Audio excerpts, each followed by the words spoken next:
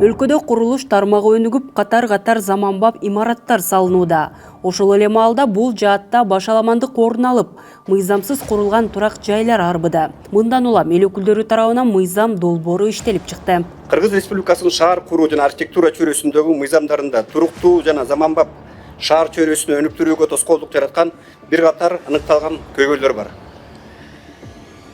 Муну бири-бирден талдап чыксак, эскирген ченемдер, колдонуудагы ченемдер көп учурда энергиялык натыйжалуулук, экология жана курулуштун коопсуздугу жаатындагы заманбап талаптарга жана стандарттарга шайкеш келбейт.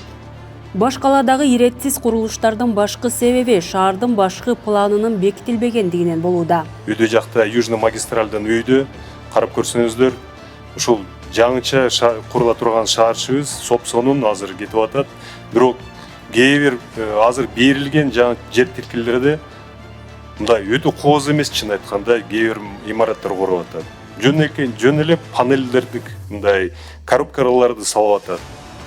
Бул эч кандай архитектура жагынан өзгөчөлүгү жок.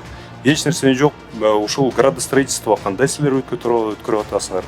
Чын айтканда, аябай чоң маселе азыр чыгып атат.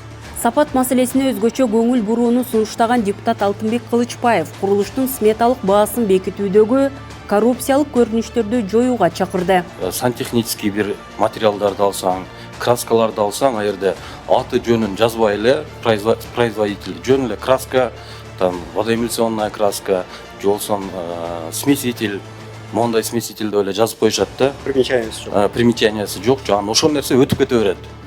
Анын түрлөрү 500 сомдон 5000 сомго чейин болот да. Анан ошону мындай мыйзамга киргизип, ар бир материалды кайсы производитель каяктан келген, ошонун бардыгын мындай подробно жазып койсо деген сунушту. Андан тышкары мыйзам долбоорунда кайсы бир объектилерди салууда эреже бузуп, ишти кечеңдеткен подряддык курулуш компанияларды жоопкерчиликке тартуу каралууда. Альминстрой деген бир ушул куруучу бир компания бар экен. Ошолор жоопкерсиз мамиле кылып аткандыгына, ошо Баткен шаарында былтыр демилге көтөрүп, жетекчилер аны колдоп, заманбап бир спорт комплексин курулушун баштаган элек. Ошону кайсы бир акчаларын алып алып, бирок жоопкерсиз мамиле жасап, мен өзүм объектиге барсам ичинде бир да тирүү мындай жан жок экендигине күбө болдум. Экинчи жолу ушундай болуп жатат. Ошол себептен мен ошол компанияны жоопко тартууну, андан сырткары дагы 5-6 объектини алып алышкан. Ошол жерде дагы ушундай курулуш иштери өзүнүн убагынан кечиккен учурларды мен көрдүм.